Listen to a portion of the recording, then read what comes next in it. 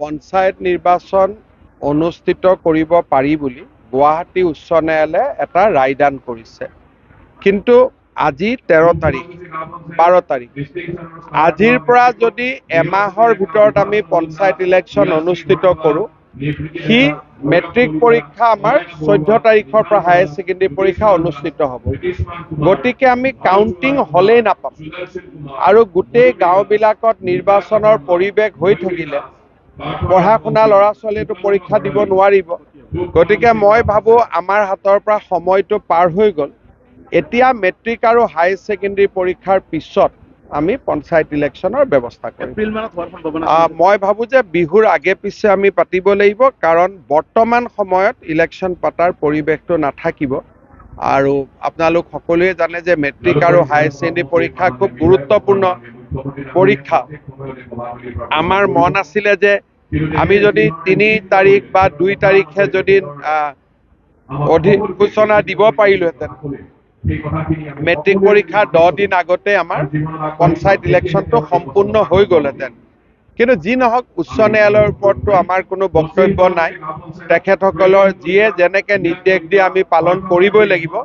কিন্তু মই ভাবোঁ যে আমি মেট্ৰিক আৰু হায়াৰ ছেকেণ্ডেৰী পৰীক্ষাৰ আগত এতিয়া আমি পঞ্চায়ত পাতাৰ পৰিৱেশটো নাথাকিব। পঞ্চায়ত নিৰ্বাচন অনুষ্ঠিত কৰিব পাৰি বুলি গুৱাহাটী উচ্চ ন্যায়ালয়ে এটা ৰায়দান কৰিছে। কিন্তু আজি 13 তাৰিখ 12 তাৰিখ আজিৰ পৰা যদি এমাহৰ ভিতৰত আমি পঞ্চায়ত ইলেকশ্যন অনুষ্ঠিত কৰোঁ, সি মেট্ৰিক পৰীক্ষা আমাৰ 14 তাৰিখৰ পৰা হায়াৰ ছেকেণ্ডেৰী পৰীক্ষা অনুষ্ঠিত হ'ব। গতিকে আমি কাউণ্টিং হলেই নাপাম আৰু গোটেই গাঁওবিলাকত নিৰ্বাচনৰ পৰিৱেশ হৈ থাকিলে পঢ়া শুনা ল'ৰা ছোৱালীয়েতো পৰীক্ষা দিব নোৱাৰিব।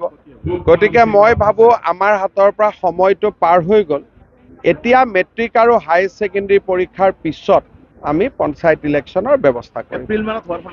মই ভাবোঁ যে বিহুৰ আগে পিছে আমি পাতিব লাগিব, কাৰণ বৰ্তমান সময়ত ইলেকশ্যন পতাৰ পৰিৱেশটো নাথাকিব। আৰু আপোনালোক সকলোৱে জানে যে মেট্ৰিক আৰু হায়াৰ ছেকেণ্ডেৰী পৰীক্ষা খুব গুৰুত্বপূৰ্ণ পৰীক্ষা। আমাৰ মন আছিলে যে আমি যদি 3 তাৰিখ বা 2 তাৰিখে যদি অধিসূচনা দিব পাৰিলোহেঁতেন, মেট্ৰিক পৰীক্ষা 10 দিন আগতে আমাৰ পঞ্চায়ত ইলেকশ্যনটো সম্পূৰ্ণ হৈ গ'লহেঁতেন। কিন্তু যি নহওক, উচ্চ ন্যায়ালয়ৰ ওপৰততো আমাৰ কোনো বক্তব্য নাই।